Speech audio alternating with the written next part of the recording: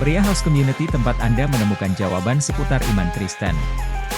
Jangan lupa like, komen, dan subscribe.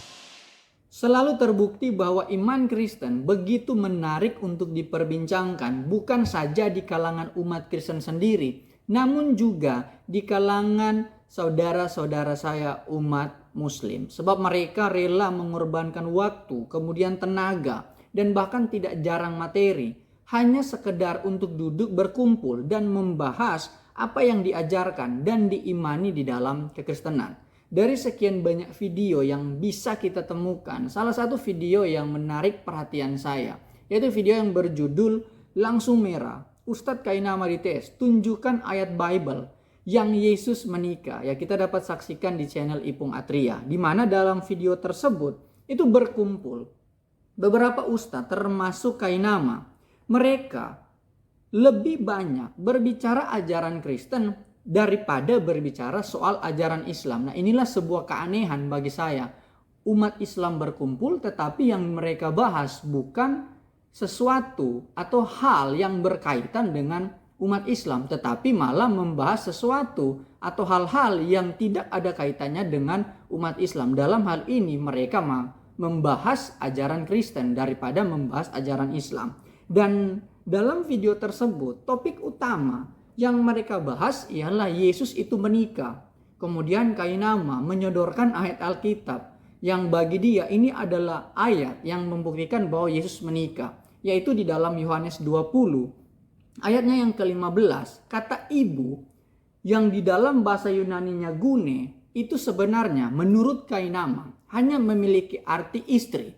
Ya, dia mengatakan gune ini istri karena Yesus menyapa Maria Magdalena dalam teks tersebut sebagai gune, maka sudah pasti Maria Magdalena adalah istri daripada Yesus karena menyapa menggunakan kata gune. Perhatikan ya, kata gune. Dia mengatakan hanya memiliki satu arti. Kemudian dia tampil, ya memang ini kebiasaan Kainama, selalu membuktikan, selalu ingin menunjukkan kepada umat Islam bahwa dia ini paham sekali tentang Alkitab. Dia bilang kalau dalam bahasa Yunani ibu itu meter, itu betul. Ya, kemudian perempuan itu teles. Ya, padahal itu teles itu kata sifat. Ya, biasa dipakai teleia ya untuk menyebut female atau perempuan. Nah, jadi dia mencoba memperbandingkan kata-kata ini sehingga dia bilang tidak mungkin Maria Magdalena ini bukan istri Yesus, tetapi Yesus menyapa dia menggunakan gune. Ya, dia membuka di dalam Alkitab Sabda, bahkan dia bilang coba buka versi paralel. Kemudian lihat ya kata gune 11:35, coba diklik. Artinya di situ istri katanya. Dia mengatakan hanya satu artinya. Nanti kita akan buktikan bahwa Kainama sangat-sangat keliru dan tidak paham soal Alkitab. Nah, padahal kalau kita berbicara topik pernikahan, para ustadz ini harusnya tidak usah mengurusi ajaran pernikahan dalam iman Kristen. Sebab bagi umat Islam sendiri berkaitan dengan topik pernikahan itu ada pekerjaan rumah yang harus dijawab agar supaya orang tidak salah paham dengan ajaran pernikahan di dalam iman umat Islam. Nah, seperti ada salah satu hadis yang menyebutkan bahwa Muhammad atau Nabi Muhammad menikahi Siti Aisyah itu pada umur 6 tahun.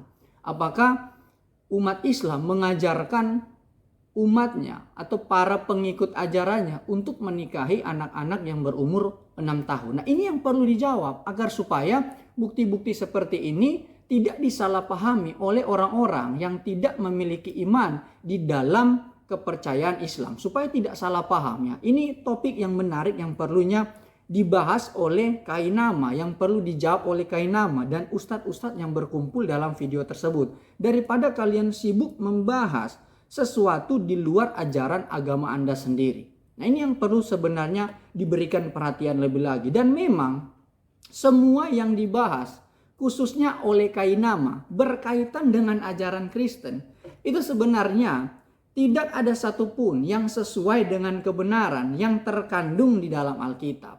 Ya, tidak ada yang benar ketika Kainama ini berbicara tentang iman Kristen dan memang sudah sering dibuktikan salah, ya, tetapi masih saja dipercaya. Nah, sikap ini kami sebagai umat Kristen itu memaklumi. Biasanya sikap-sikap seperti yang ditunjukkan oleh Kainama ini adalah sikap-sikap dari para barisan, para pembenci Yesus Namun mereka itu selalu merindukan Yesus. Mereka membenci tetapi selalu membahas tentang Yesus. Nah, ini sikap yang kami tolerir karena pasti akan muncul di dalam diri orang yang membenci Yesus. Namun di saat bersamaan mereka juga merindukan atau mencintai Yesus. Nah, dari segudang kebohongan dan kebodohan yang ditunjukkan Kainama dalam video tersebut, dan memang Kainama selalu memamerkan ini dalam setiap kesempatan. Nah, dengan mengutip Yohanes 20 ayat 15 menjadi bukti yang tak terbantahkan bahwa klaim palsu Kainama, seorang sarjana teologi, itu menjadi sangat nyata. Tetapi anehnya yang menjadi pertanyaan besar bagi saya sampai hari ini, kebohongan dari Kainama ini masih dipercaya oleh segelintir umat muslim. Karena buktinya Kainama masih sering dipercayakan menjadi narasumber di berbagai kajian-kajian Islam.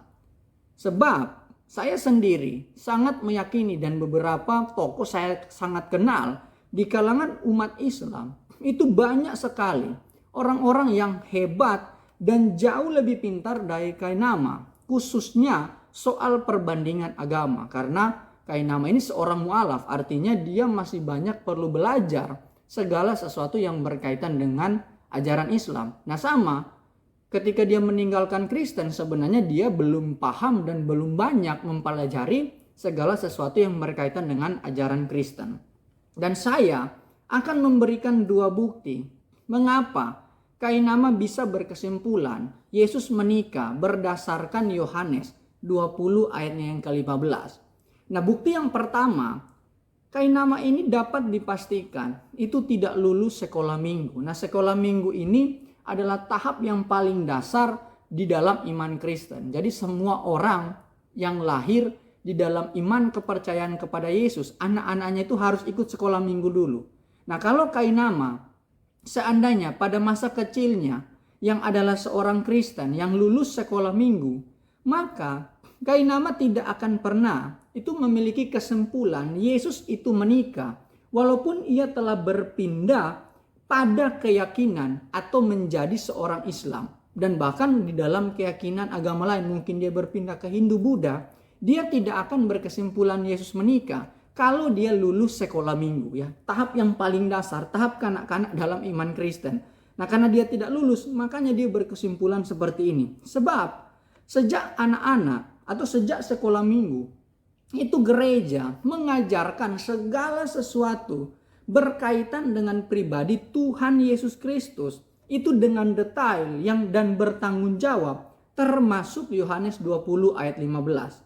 Dan jika Kainama berkesimpulan Maria Magdalena dalam teks tersebut adalah istri Yesus, karena Yesus memanggil Maria dengan sebutan gune, yang menurut Kainama hanya memiliki arti istri, maka dengan standar yang sama, Kainama harus terpaksa mengatakan bahwa Maria Magdalena bukan hanya memiliki satu suami, melainkan 3 orang suami. Kenapa? Sebab dalam Yohanes 20 ayat 13, malaikat-malaikat memanggil Maria Magdalena dengan sebutan gune. Nah, apakah Yohanes 20 ayat 13 sampai 15 memberikan satu informasi yang keliru tentang siapa suami dari Maria Magdalena? Apakah malaikat-malaikat atau suaminya itu Yesus sendiri? Nah, ini penggunaan bahasa inilah yang tidak dipahami oleh Kainama sendiri. Nah, jadi jika Kainama itu lulus sekolah minggu, dia tidak akan melewati ayat-ayat pada peristiwa kebangkitan Yesus. Dalam hal ini Yohanes pasal 20 ayat 11 sampai 18. Karena tidaklah mungkin ada seorang wanita di saat bersamaan itu mempunyai suami seorang manusia dan malaikat. Dan memang tidak pernah ada orang Kristen membaca Yohanes pasal 20 ayat 13 khususnya dan ayat 15 sebagai Maria Magdalena istri dari malaikat dan istri dari Yesus. Tidak pernah ada. Nah, karena memang Kainama ini tidak lulus sekolah minggu, maka dia salah dalam memahami ayat-ayat tersebut. Kemudian yang kedua, bukti yang paling nyata selain tidak lulus sekolah minggu. Nah, Kainama ini tidak lulus sekolah teologi, ya, seperti yang suka dia klaim kemana-mana. dapat beasiswa dari gereja dan sebagainya, tetapi sampai hari ini pun dia tidak pernah dapat menunjukkan gelar kesarjanaannya di dalam studi teologi. Dan itu sudah memang kebohongan ya yang dia jual, dan sangat-sangat merugikan ketika dipercaya di dalam ruang lingkup umat Islam sendiri. Nah, klaim bohong kuliah teologi ini yang saya katakan tadi, ini sebenarnya hanya trik sulap dari Kainama untuk mendapatkan tempat yang nyaman di panggung-panggung umat Islam. Karena memang tidak ada kualitas ilmu agama yang dapat ditonjolkan oleh Kainama selain dia menjual kebohongan. Nah, karena memang dia seorang mu'alaf, jadi pastilah ilmu agama Islam itu masih kalah banyak dan kalah mendalam dari ustadz-ustadz yang sudah sejak lahir itu terlahir dalam keluarga yang memeluk agama Islam. Itu masih kalah jauh ya. Ustadz-ustadz yang terlahir dari keluarga yang sudah memeluk agama Islam itu lebih hebat dan lebih pintar bagi saya dibandingkan dengan Kainama. Sehingga dia pasti kalah bersaing soal ilmu agama Islam. Nah, bukti Kainama tidak lulus sekolah teologi ya, atau bahkan mungkin standar di dalam melayani atau menjadi seorang pendeta atau sekolah Alkitab. Nah, Kainama itu sebenarnya mengkebiri makna dari gune yang berarti atau hanya berhenti pada pengertian atau arti istri saja. Nah, dia mengkebiri. Padahal jelas sekali kata ini memiliki lebih dari satu arti. Padahal juga dia sudah menganjurkan buka Alkitab Sabda versi paralel.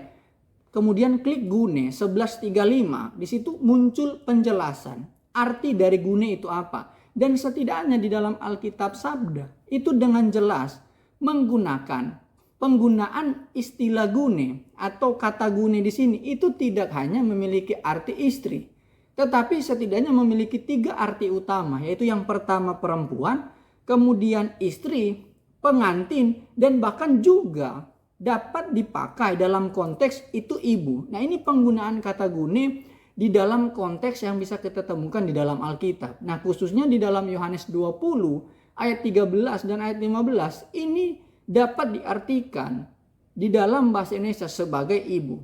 Dan di sekolah teologi ini pelajaran dasar sekali tentang bahasa asli Alkitab dan penerjemahan. Dan memang semua bahasa itu prinsipnya sama. Nah, memiliki kasus seperti ini di mana satu kata itu memiliki lebih dari satu arti ataupun pemaknaan ganda. Contohnya bahasa Indonesia sendiri, kata bisa dalam konteks tertentu akan memiliki arti yang berbeda. Contoh, engkau bisa melakukan hal tersebut. Nah, bisa di sini akan memiliki arti sanggup atau mampu. Nah, sedangkan dalam konteks lain, kata bisa akan memiliki arti zat beracun yang dimiliki oleh hewan-hewan tertentu. Seperti ular itu memiliki bisa yang sangat beracun.